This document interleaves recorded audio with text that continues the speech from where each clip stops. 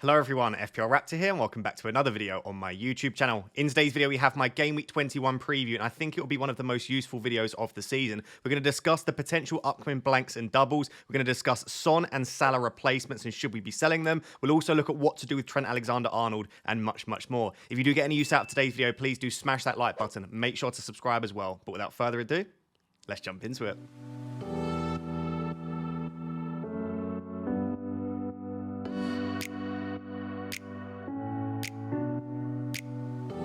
So the focus for today's video is eventually going to be on Son and Salah replacements, and even if you don't have to sell those two, we'll look at midfielders in general. We're also going to take a look at the information we've had around Trent's injury and potential defenders to bring in, and therefore even if you aren't really thinking about replacing Salah, Son and Trent, and you don't even own them, we are still going to take a comprehensive look at the midfielders and defenders in FPL, so that should be very useful. But the first thing that we need to do is take a bit of a step back and take a macro look at FPL at the moment and the upcoming blanks and doubles that we currently know about, the information that we have, and the teams that are likely to either miss out or double, because we are getting to the point of the season now where transfers do revolve around upcoming blanks and doubles. And if your team is in a really tricky spot for an upcoming blank or double, specifically a blank game week, you may either want to go all in and still commit to having barely any players for that blank and therefore play a chip like a free hit or a wild card, or you might want to start to think, actually, I probably don't want to bring in any more players that are likely to blank.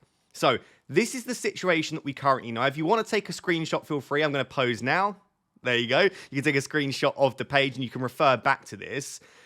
I should note before we even take a look at this, we're going to get a lot more information before the Game Week 22 deadline, but after the Game Week 21 deadline. So throughout this video, and when you watch other content this week, lots of people will recommend, if possible, rolling a transfer, and maybe even, if not rolling a transfer, but delaying some decisions, such as Salah and Trent, until next week. And the reason for that is we're going to get a lot of information around the EFL Cup and FA Cup progression, which will impact future blanks and doubles. We'll also potentially get information around Haaland as well. So I feel like in comparison to 21, where we don't really know that much at the moment, 22 we're going to have a lot more information. But what do we currently know?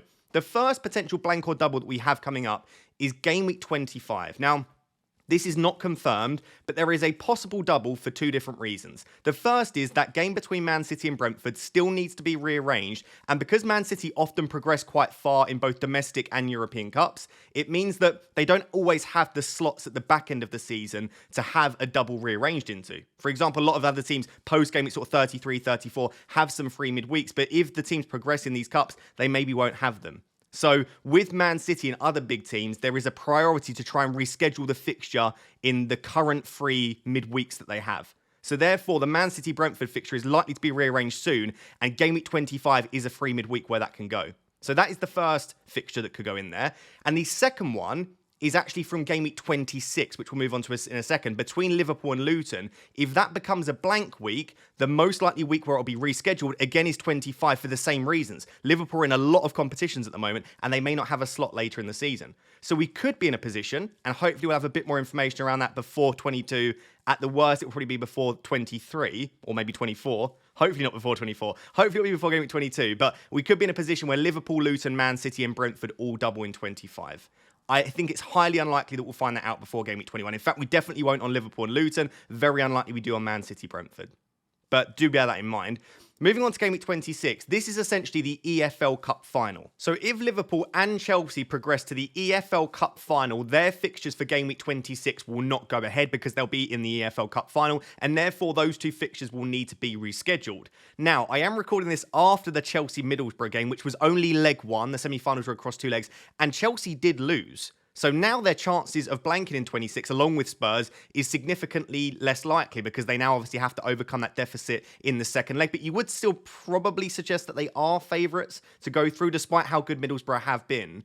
So Spurs and Chelsea looking less likely to be a blank now. And Liverpool-Luton, as long as Liverpool beat Fulham across two legs, which you would expect, Liverpool-Luton will be a blank. And that's where that fixture that potentially could go into Game Week 25 comes from.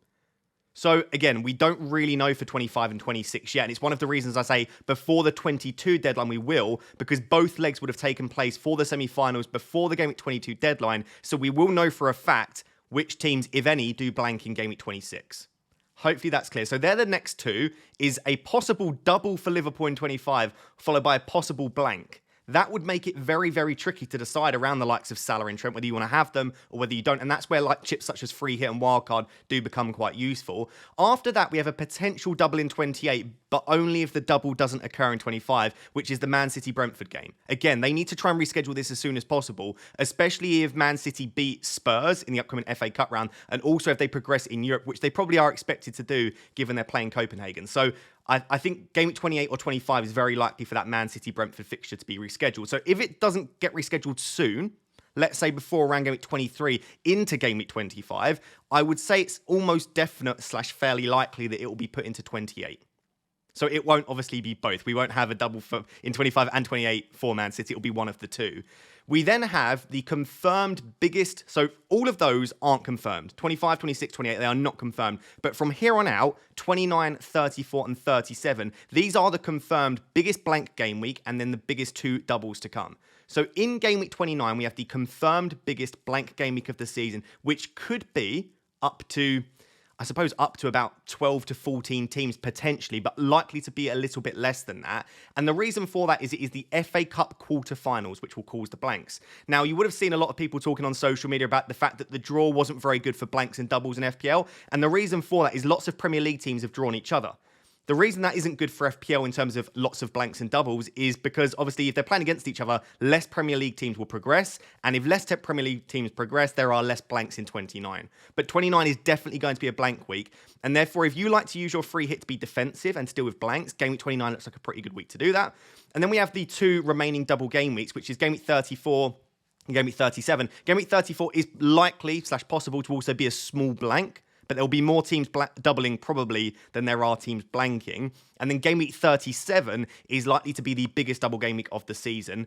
But by game week 37, the issue that we sometimes have is teams don't have as much to play for. There's a little bit more rotation. Let's say, hypothetically, which hopefully isn't the case, but Man City have wrapped up the league by game week 36. In game week 37, let's say they also make the final of the FA Cup and the final of the Champions League. Are they going to want to put all of their best players out? We saw this last season as well. There's a little bit more rotation. So game week 37 looks like a great point to bench boost to free hit, but sometimes it isn't necessarily the case. And the reason for those doubles, especially in game week 37, is it's the game week 29 fixtures that are then rescheduled, that they blanked it in 29. So obviously the bigger the blank in 29, the bigger the doubles will be in 34 and 37. Hopefully that is clear. And again, the reason that it is quite useful to wait to make decisions until game week 22, if possible, don't feel like you have to, is because we'll have the result of the EFL Cup semi-finals and we'll therefore know about blank game week 26. That will probably also make it a lot easier to know potentially about double game week 25 and maybe even double game week 28 if the fixture isn't rearranged. And on top of that, we also have the FA Cup fourth round fixtures are played before the game week 22 deadline. So we'll have a bit of an idea about which teams are more likely to blank in 29 and therefore more likely to double in 34 and 37. So it's one of those situations, along with, again, more information about Erling Haaland, where before game week 22, we are going to get so much more information. And therefore, if you're thinking about wildcarding this week and you haven't yet actually activated the chip, I would heavily encourage against it. And I would much prefer a wildcard in 22 because we'll get so much more information. Hopefully that is clear. The final thing that I just wanted to do, and we'll just do this very briefly because I've kind of discussed it all to death now. This is from Mikkel Tokvam. He has a Patreon. He's also over on Twitter. Feel free to go check him out. I love these spreadsheets that he does, and we'll discuss these throughout the blank and double season. But what he essentially looks at here is which teams are most likely to blank and double in any given weeks. And as you can see, when a team says, for example, in game week 25, Man City and Brentford say 1.68. That means there is a 68% chance that they double in game week 25. If a team says 1, it means there is no chance for double, no chance for blank, they have a single fixture. Obviously, if it is less than 1, for example, let's look at Manchester City, 0.31 in game week 29, that means there is a pretty good chance for a blank game week in 29. So hopefully that makes it clear there. But I should just note, this was after the FA Cup fourth round draw, but before the Chelsea-Middlesbrough. 1-0 to Middlesbrough. That will now reduce the chances of a blank in 26 for Chelsea and Spurs. So the chance of a blank for Chelsea and Spurs in 26 is massively reduced now because Middlesbrough won that first leg, and Chelsea now need to beat them by more than one goal or win on penalties in the second leg in order to progress through to the final. But what this is looking like, as I kind of spoke about, is in game week 25, City, Brentford, Luton and Liverpool have a decent chance of a double. If it's not in game week 25 for Man City, as you can see in game week 28, there's a 22% chance that Man City-Brentford game goes in there. On top of that, Game Week 26, depending on the EFL Cup semi-final results, will probably be a blank. And as you can see, Game Week 29 is predicted to probably be quite a big blank week. At the moment, Mikel has that at around 10 fixtures. Or 10 fixtures could be a blank. 10 teams could be blanking, which is quite a lot, right? 10 teams blanking is 5 fixtures. That's half of the Premier League you won't be able to choose from. And it will probably be quite a few big teams as well. The final thing that I haven't really mentioned here is the Bournemouth-Luton game. Now, the reason for that is it can basically go in any single game week apart from those game weeks which are a midweek game week or where there's an international break. So what that means is that Bournemouth-Luton fixture could go anywhere because they're not in any other tournaments. So it's not like it's a situation where because they're in Europe, we have to try and schedule it a little bit sooner. Bournemouth and Luton, that fixture could go pretty much anywhere. And therefore, it's very difficult to try and predict. You can see here that Mikel's saying probably 24, 27 or 28 are fairly likely, but even Game Week 23 has a 7% chance. So unfortunately, we can't really predict that, and it may be a good reason to just hold on to Solanke. So hopefully that's clear with the upcoming blanks and doubles. Hopefully that was helpful for you. Again, if you want to screenshot this or you want to ask any questions down below, please do. The reason I wanted to discuss this at the start is it may impact who you look to bring in to replace Trent, to bring in the defence, and also to replace Salah and Son, because you don't want too many players that blank in 26, for example, and it may impact what you decide to do with your Liverpool players as well.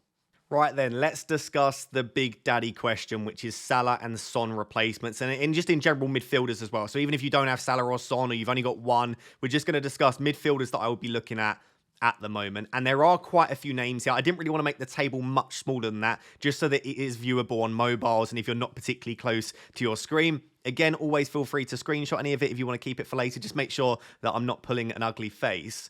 And I'm going to go through and discuss most of these players, but I also don't want to make this section like 20 or 30 minutes. So I'm going to try and keep it succinct. But just so that you know what you've got on your screen, maybe if you're listening to it rather than watching, is you've got, in my opinion, the 14 best replacements for Salah and Son.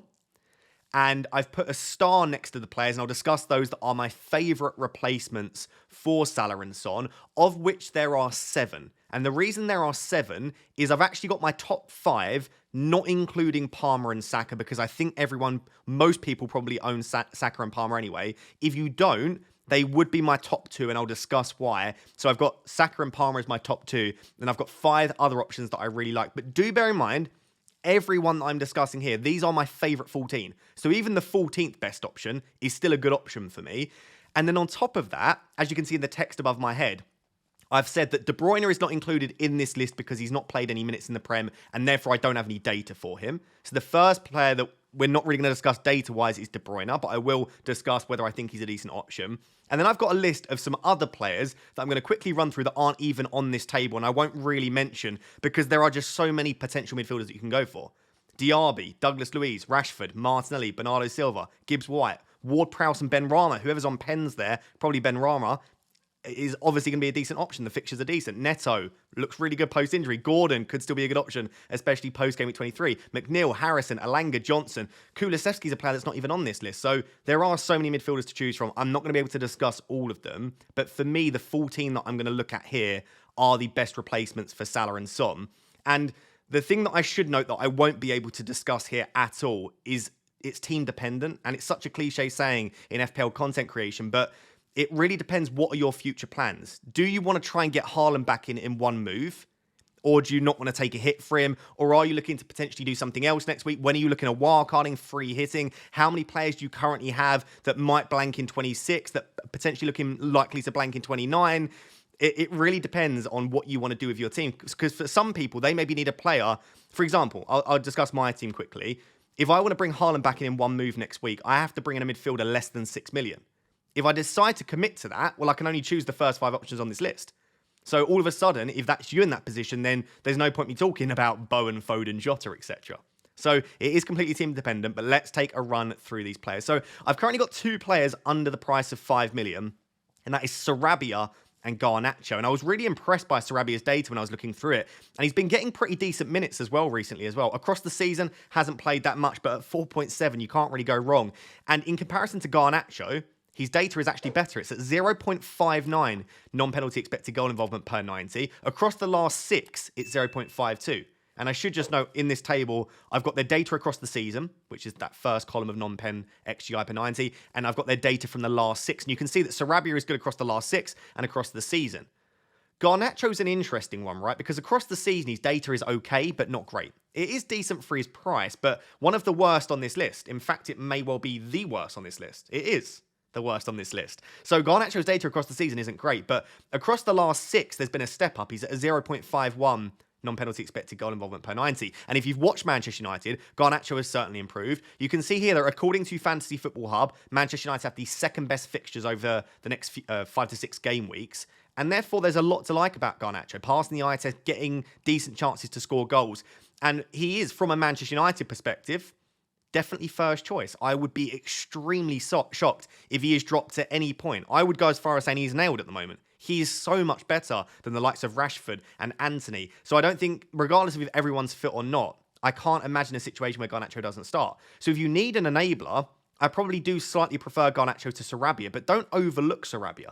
Definitely look at the fixtures, the rotations, and look at the fixtures where you would need that player. For example, do you need them in Game Week 26? If so, Sarabia could be a really decent shout. So those would be my 2 favourite options below 5. But if you are looking for a real enabler, for me, for example, let's say you want to keep Salah and also get to Haaland next week, Garnacho is a really decent shout, and I'm considering him. And as you can see, he is my 5th favourite option on this list.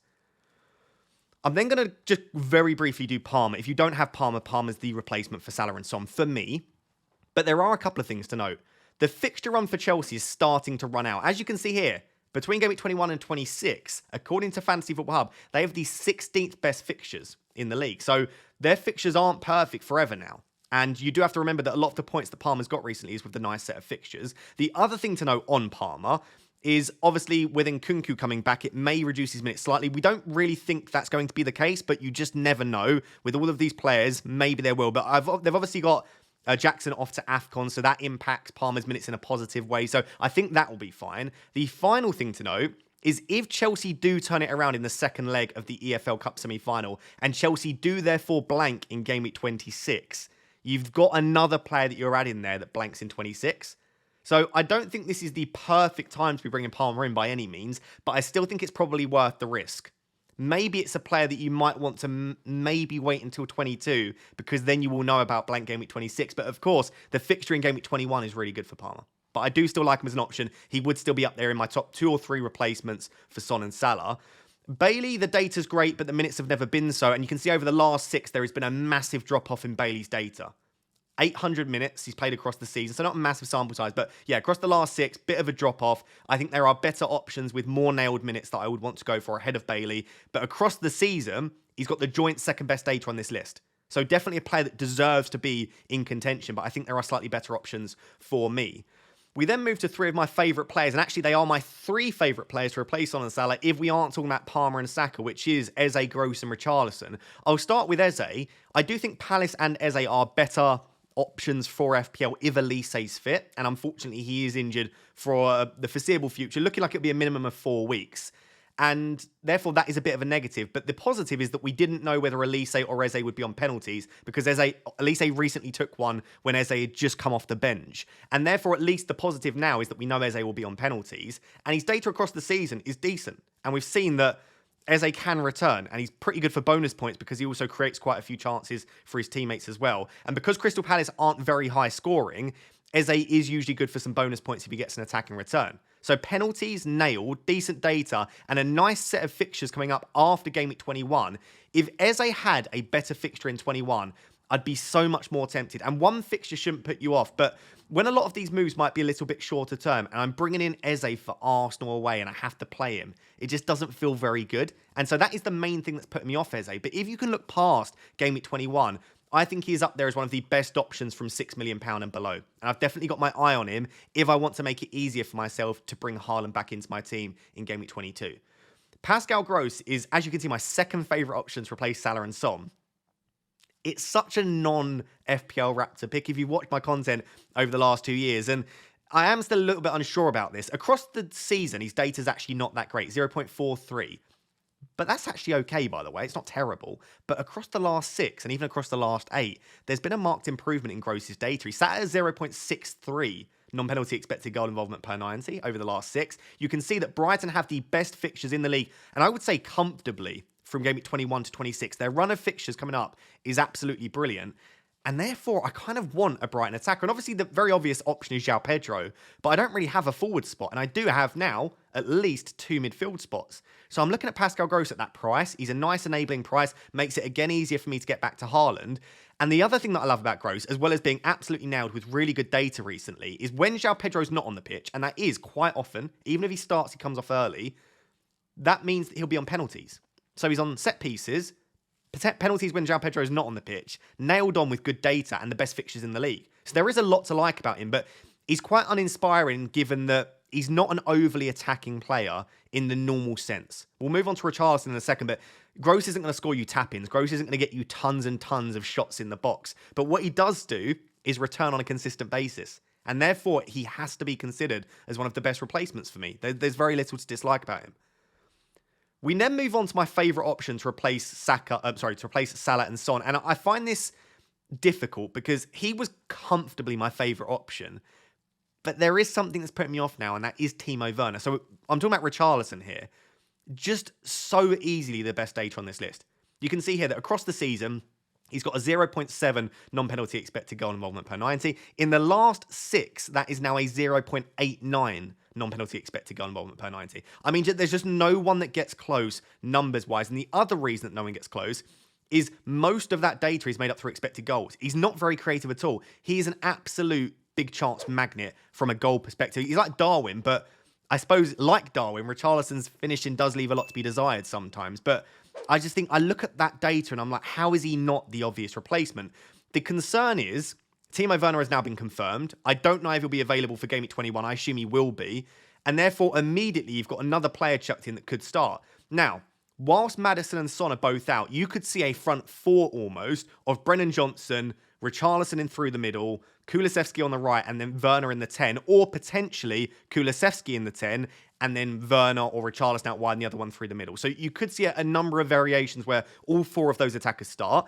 And also, it could just be that Brennan Johnson, Kulusevski, or even Werner sit on the bench. Just because Werner's come in doesn't mean it's going to be Richarlison that sits on the bench. So I do think for the next 2 or 3, I would be shocked if Richarlison doesn't start all of them in the Prem. However, once Maddison's back, which we would expect to be relatively soon, especially given the big gap between 20 and 21 and then between 21 and 22, once Maddison's back, that's 1 less spot. And Son won't be away forever. Son will probably be back around Game Week 24, maybe even earlier.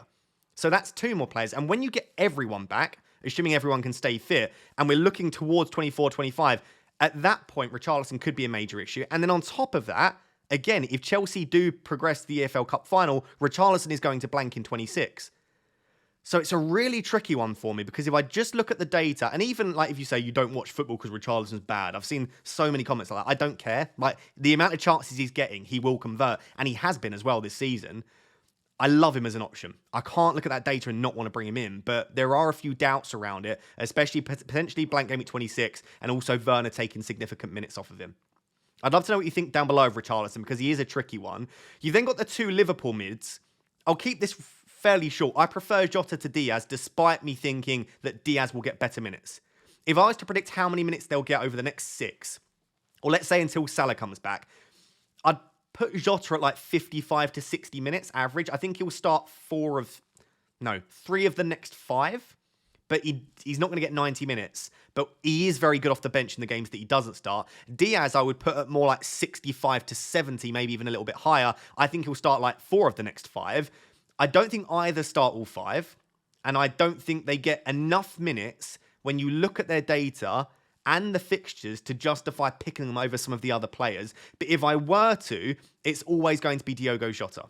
He's not really played a lot of minutes recently, and I couldn't do the last 6 because in the last 6, he's only played like 32 minutes. But Jota's data is always going to be better than Diaz. As you can see, Diaz's data over the last 6 is just not good at all. And his data's never been good, Diaz. He's just not a good FPL option for me because he doesn't score enough goals and he doesn't get enough chances to score goals. But Jota is. Jota could get you a hat-trick in like half an hour. He's done it before in the Prem where he's just got so many goals in quick succession because he knows how to finish and he knows how to get into those positions and he's quite greedy as well. So I think if I were to go for one, it is comfortably Jota. I would say Jota is probably the 6th best option on this list for me. but I just don't think he's for me at the moment, just because I think with the other players that we've got, minutes are secure and their data is in a similar position as well. Phil Foden, I love him. I mean, I've got him as fourth, but I did, for most of the time that I put this graphic together, have him in second. The only reason I've dropped him to fourth is his data has not been good, particularly across the season or across the last 6. This season, he is just not getting the same number of chances he's had in previous years. He's not on many/any set pieces, especially once De Bruyne is back. He's not on penalties. And on top of that, once KDB and Haaland are back, I still think Foden is first choice, but he's not nailed. Anyone that says he's nailed still, once Doku, Haaland, and KDB back, they're just wrong. Like that, he's just not nailed, but he is still first choice for me. And I still think he will get better minutes than Alvarez. I think he's a better option now than Alvarez. But is he as good of an option as someone like Gross and Eze that are going to get 90 minutes every single week? I'm less convinced. Especially with, again, like I'm just presenting the data to you. And again, some people will say, don't look at data, just watch the game. Yes, you can watch the game and he'll look great, but looking great means absolutely nothing. You need him to get clear-cut chances or continue to overperform and overfinish. And I don't think Phil Foden is a world-class finisher. I think he's a good finisher, but I don't think you'll see him regularly overperform his expected data by a significant margin. So I like Foden. I'm happy to have him. I still think his minutes will be good, but I don't think he's comfortably the best replacement for Salah and Son. Bowen, I'm not going to discuss too much because we don't know about his injury, but unless we get a really positive update, I don't think you can bring Bowen in now. I think if you've got him, you keep him, but unless we get an update where he's definitely in full team training, which I don't think we'll get before the Gameweek 21 deadline, you just can't do it because it looks like there was rumours going around that he's had a scan and it doesn't look particularly encouraging. And I think unless we get something concrete, he's just a non-option, sadly, because he probably was my favourite replacement. If we do get an update, I'll discuss it in the final video of the week on Friday, and we'll talk about whether I think he's an option. But yeah, if we do, then yeah, I'll probably bring Jared Bowen in. We've then got Bruno Fernandes. I didn't want to put Bruno on this list, but I kind of had to because he does still have a lot of what you want. He's an absolute 90-minute man. The most minutes on this list, as you can see this season. His data has been okay, but recently there's a drop-off. And I just think if you're going to go for a Man United player, why not go for Garnacho? Almost 4 million cheaper, or over 3 million cheaper. It's just not worth... I know you've got penalties and better minutes with Bruno, but it's just not worth it. So for me, if you want a Man United player, which I probably wouldn't anyway, Garnacho's got to be the one. But you know, Bruno could do it, especially if he gets another penalty or two over the next 3 or 4 games. Finishing with Ødegaard and Saka. Ødegaard's data across the season has not been good, but there has been a marked improvement recently, and I do think Arsenal are starting to trend in the right direction. Lots of people saying they're bottling the league. I don't buy into that stuff. I think they are creating a lot of chances. They're just sadly not finishing many of them at the moment. All they need is a couple of goals to start flying in. Their confidence will go up, and I think we'll start to see a nice run from Arsenal. The fixtures aren't bad over the immediate future. I think Ødegaard is an absolutely fine option. The issue is he's so much more expensive. Like, he's 2 million more than Gross. He's 1.5 million more than Richarlison. Can you justify spending that much on a player with similar data? Maybe not, and that's why he's not in the top 5 for me. And then just to finish, because this section is far too long, is Bukayo Saka. He is the best replacement for me for Salah and Son. If you don't currently own Saka, he is worth the 9 million for me. He's been getting a lot of stick recently, and I've had my fair share of criticism with Saka in the past from an FPL perspective. His data is the best we've ever seen in the Prem.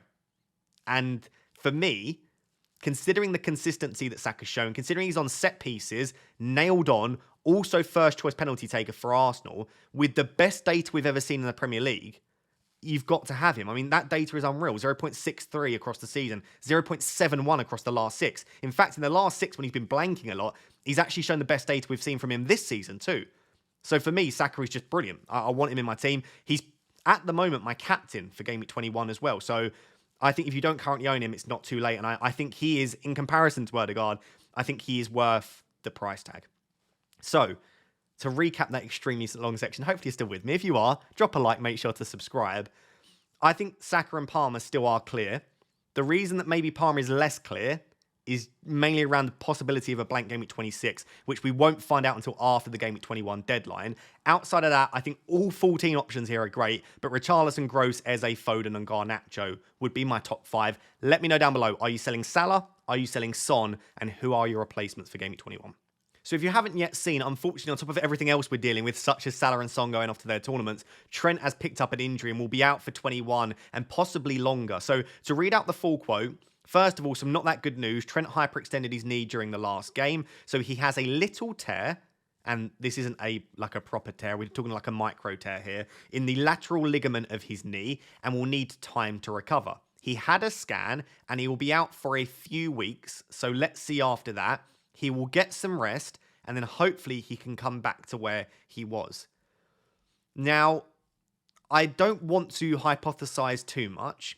And especially when we are talking about non-native English speaking managers, despite his English being very, very good, by the way, Pep, not Pep Guardiola, of course, despite his English being very good, there's like subtle changes. And like it can be that they meant one thing and instead another thing comes out. So I don't want to look into the semantics too much and like grammar and things like that.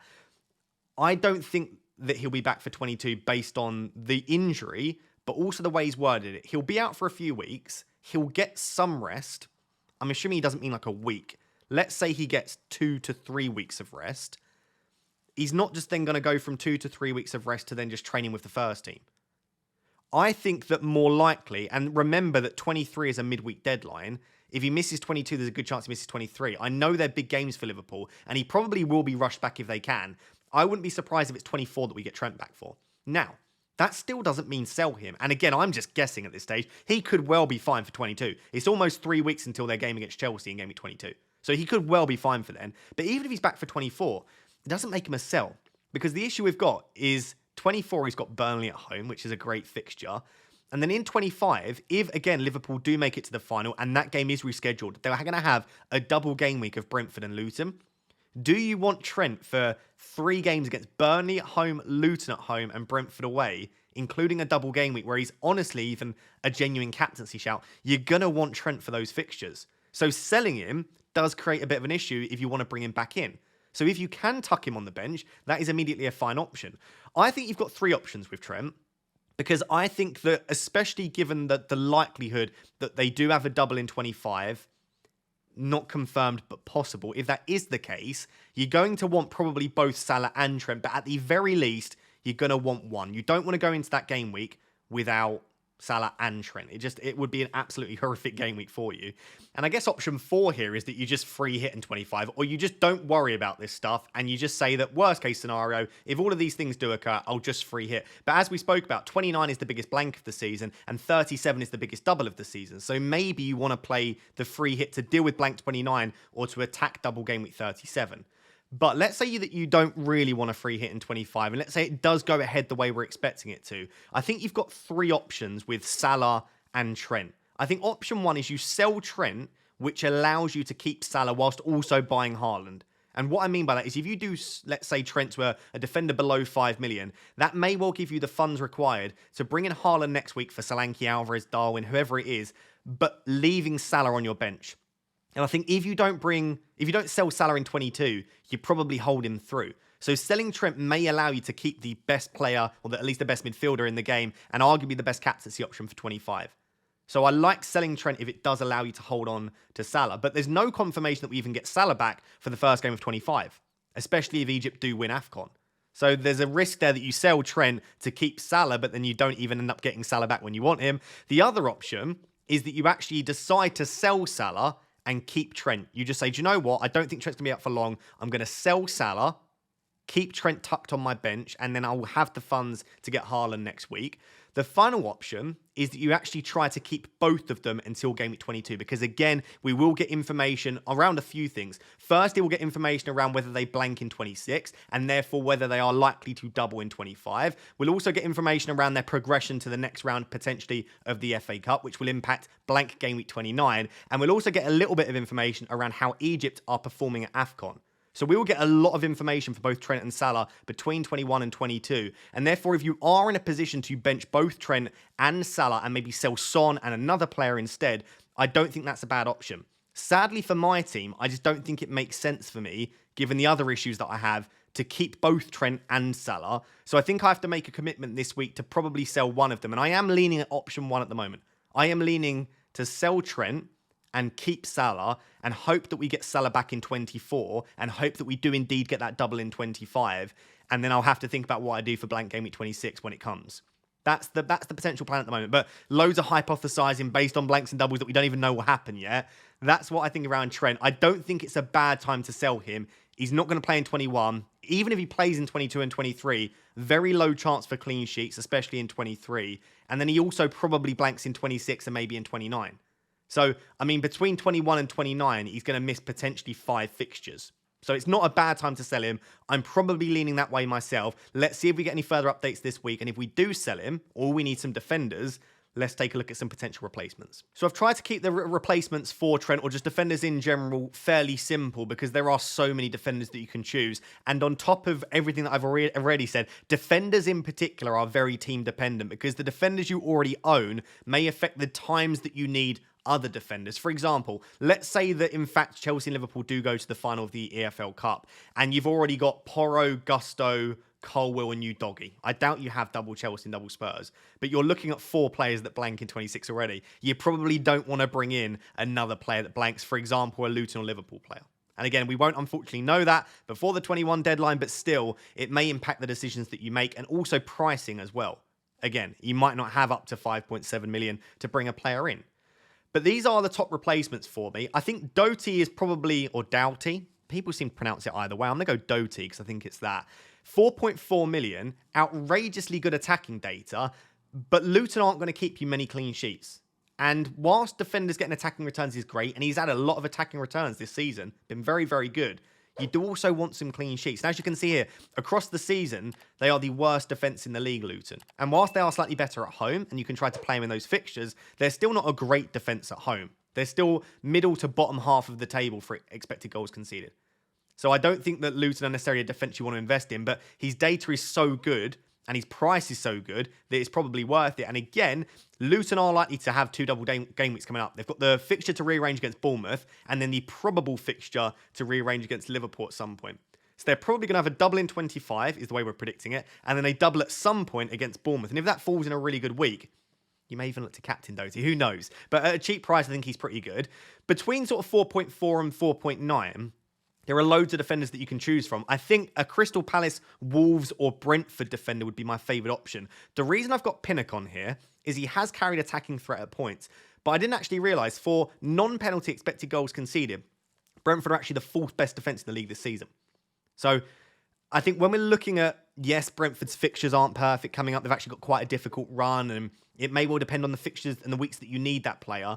But Brentford feel like a good defence to invest in. And even recently, people have been saying they've struggled. Yes, their data has taken a bit of a dip, but it's mainly from an attacking perspective. Their defensive data, again, they've conceded quite a few goals, but it's actually not been that bad. So I don't mind the idea, especially if Tony does come back and he stays at Brentford, of investing in a Brentford defender. I feel like they could go on a decent run very soon. So Pinnock, you could go for Dawson, Anderson, even like a Tarkowski wouldn't be the end of the world, although Everton are trending in the wrong direction. But to be honest, everyone's favourite replacement's got to be Estepinian, right? And that's who's likely to come in for me, because there's a lot to like about Brighton at the moment. The fixtures are the best in the league. Their data across the season is improved. They're now 9th for non-penalty expected goals conceded. Recently, that's even better across the last 6 to 8. And his data is 0.35 non-penalty expected goal involvement per 90. He's recently scored 2 goals. He's got the highest points per 90 out of all of these options here on this list. I mean, I can't think of a single bad thing to say about Estepinian, other than the fact that he has just returned from injury, and when that happened recently, he re-aggravated that injury. And also, I think Brighton have either just signed or are going to sign a new young left-back that could potentially play at like left wing-back, because we have seen Estepinian recently playing as part of like a back 3 at left centre-back. So I still think he's a great option, even considering all of those things. But I suppose he's not a perfect option just due to those few worries. But for me, at that price, with the fixtures coming up, the next 3 fixtures are so good. I really want Estepinian. And at the moment, I am planning Trent to Estepinian. A quick mention to Moreno. Insane data. And his data is always really good when he starts. But Luca Dean is nearing a return. And I just wonder, will he take enough minutes off Moreno to make Moreno a non-option? If Moreno is first choice and Luca Dean just sits back on that bench, I will want to bring him in at some point. Gabriel and Porro are on this list. They're just both owned by so many people that I imagine you already own them. But if you don't, Gabriel in particular, still such good value at 5. I don't think Saliba's value anymore at like 5.6, 5.7. I think he's too expensive for what he offers. I would just go for Gabriel. And I think at 5 million, he still offers enough. The data this season for Arsenal from a defensive perspective, really good. The fixtures are okay too. He would probably be up there alongside Estepinian as my top replacement.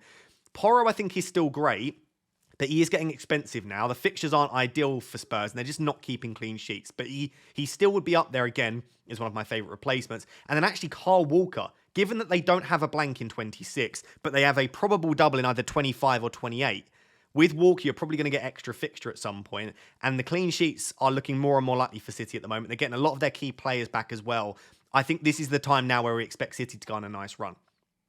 So those are my top replacements. Try to keep it as simple as possible. For me, Estepinian is the best. I like Doties because he's going to have 2 double game weeks at some point. Really good attacking data. Outside of that, I think Gabriel or Walker would be my top replacements because I think they offer value and a good potential for clean sheets. Let me know what your plan is with Trent. Are you going to sell or are you going to keep? So guys, I don't know the total length of that video, but I'm assuming this was a pretty long one, but I wanted to discuss the upcoming landscape. We needed to have an in-depth discussion around Son and Salah replacements, and then obviously the Trent news came up, and I didn't want to rush this video just for the sake of trying to keep it short and concise. I like rambling, I like talking about FPL, and if you're watching still, and you're listening to me right now, you probably enjoy listening to it, or at least a little bit. And if you have enjoyed today's video, please can I ask you to do 3 things. Like the video, subscribe to the channel if you somehow aren't already and you're still watching. And then also click the notification bell. I don't really ask people to do this, but it lets you know when I upload a video. So if I upload a video at a weird time, I uploaded one in the evening the other day, it will just send you a little notification that just says, hey, FPL Raptors just uploaded.